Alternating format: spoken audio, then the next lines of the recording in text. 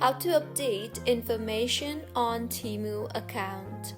Hello everyone, I am Bishaka and welcome to our channel. Now let's get right into the tutorial.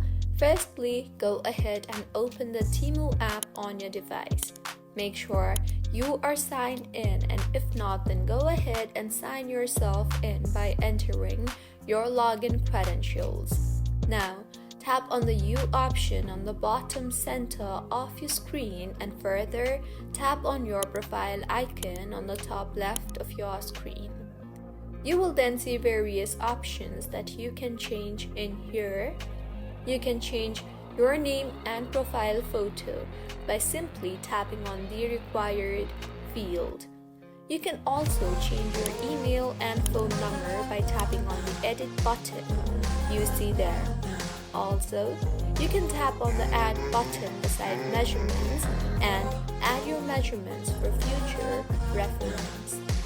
So, this is how you can update information on Temu account.